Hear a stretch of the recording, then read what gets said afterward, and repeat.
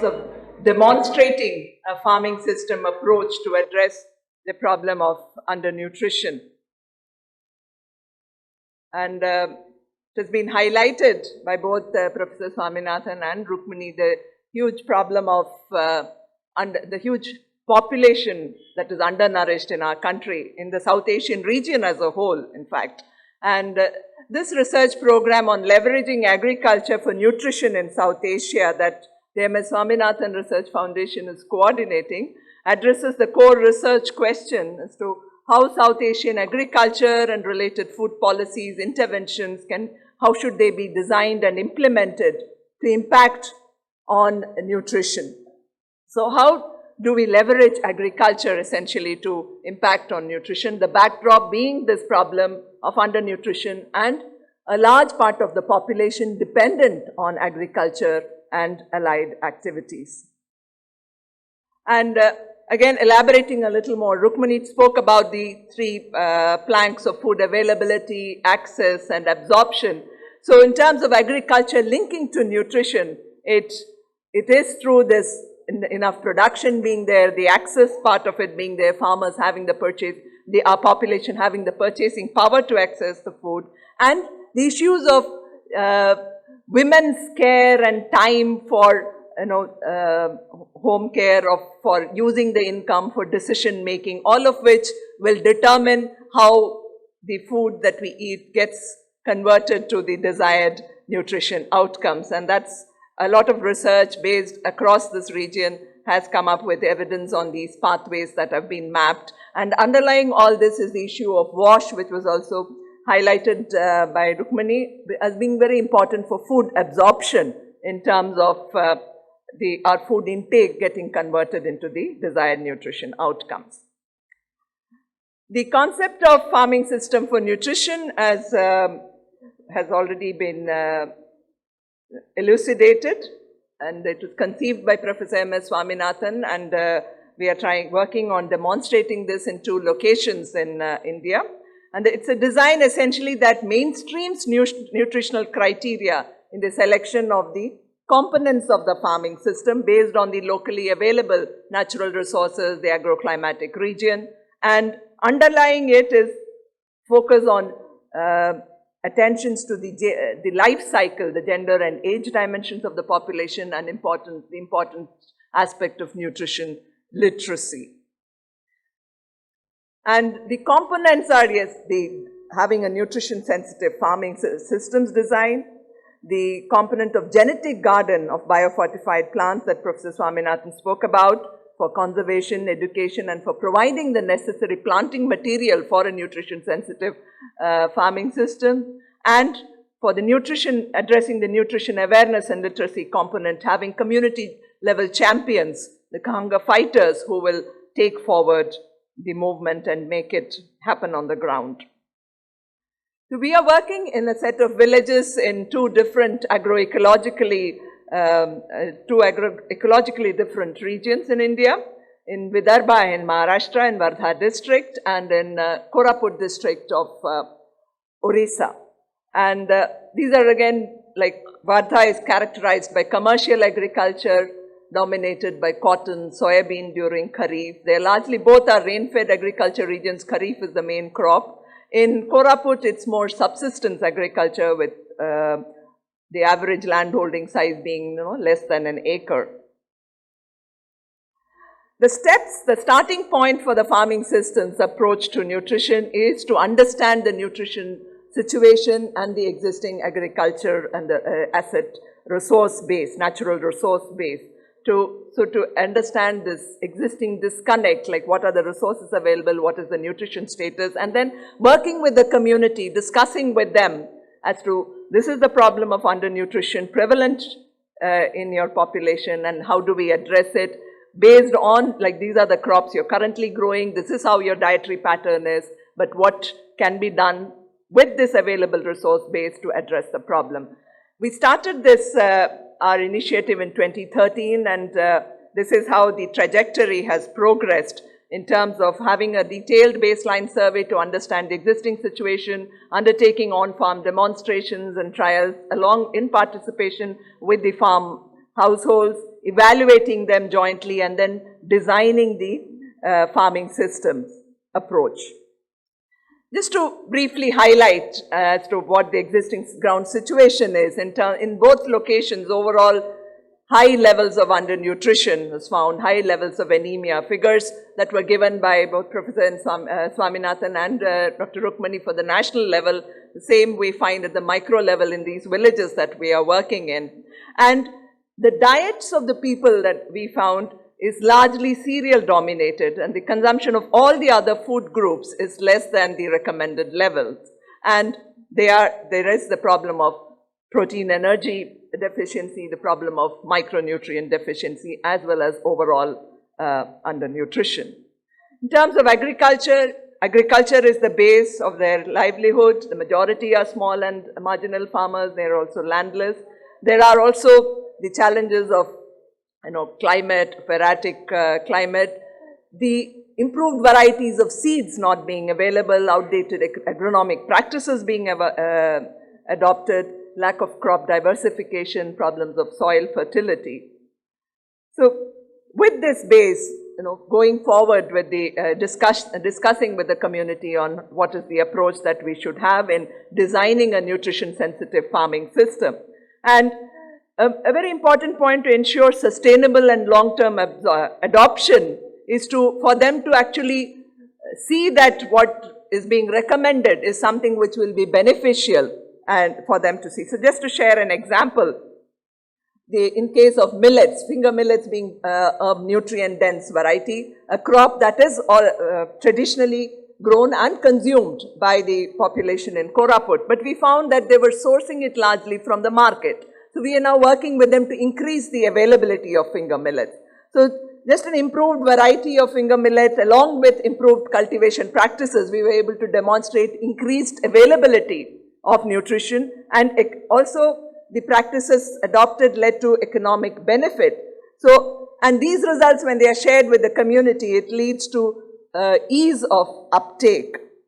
And together in this process, the nutrition sensitive farming system comprising the crop, livestock, nutrition garden package has taken shape in both these areas.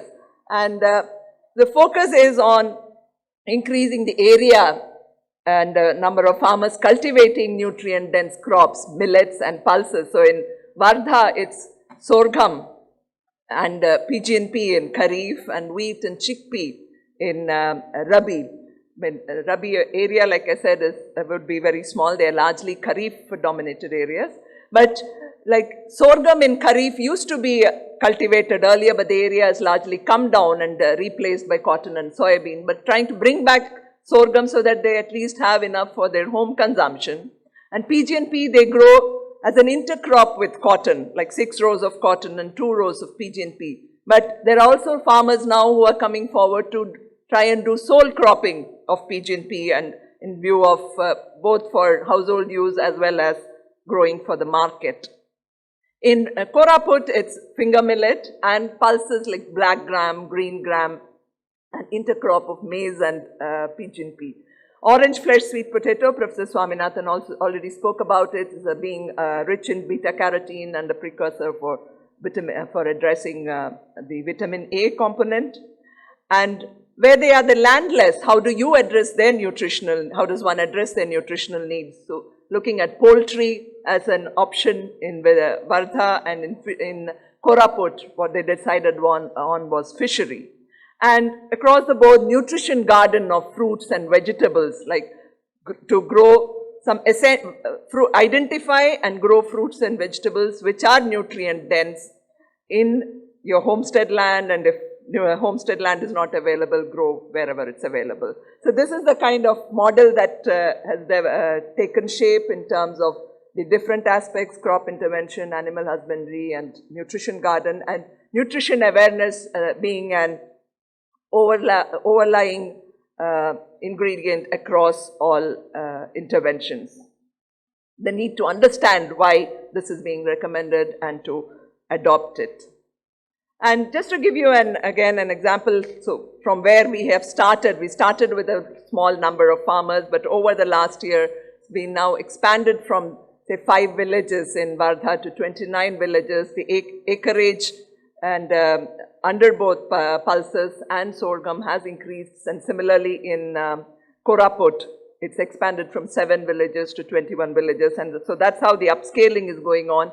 And in parallel, liaising with the district administration, with government officials to make for the necessary support systems to come in place to facilitate its uptake in to enlarge the area.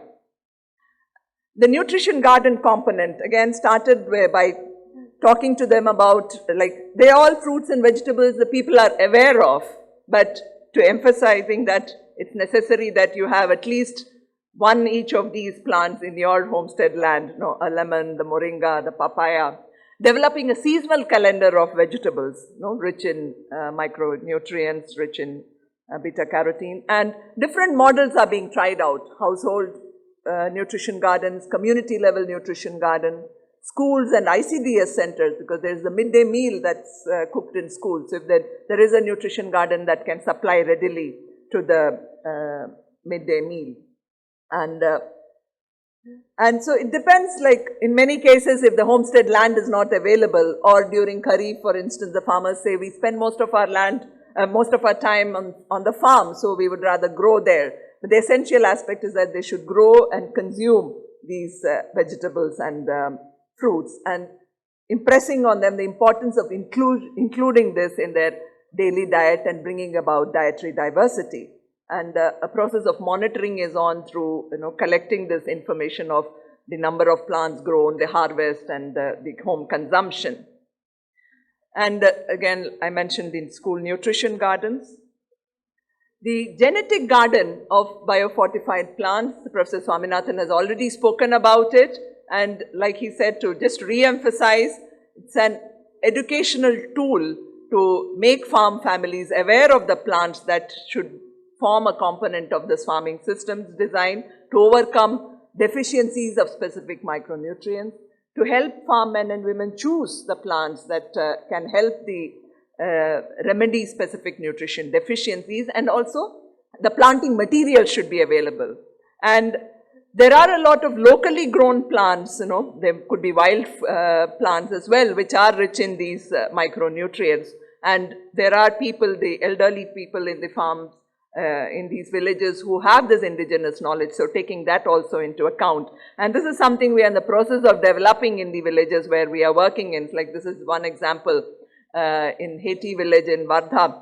So it's like Professor Swaminathan said, at the entrance there should be this board on what the garden, the purpose of the garden, and all the plants should have the labels with the nutritive value of, and what deficiency it can help address, and also planting material to be made available for whoever comes there to learn about it and to take it forward.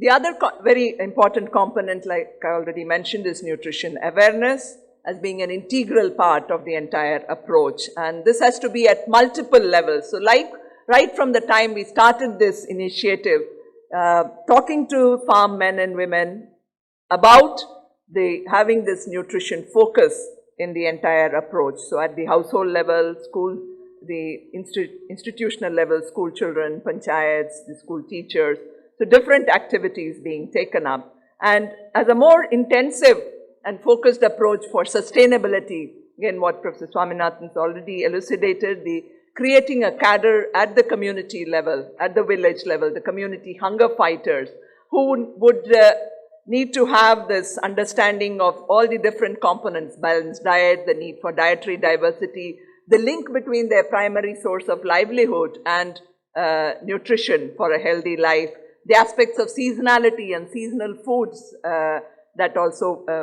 how the diet would change based on that. And so these people have been identified by the villagers, again in a participatory process, taking into account aspects of gender, age, so both male and female.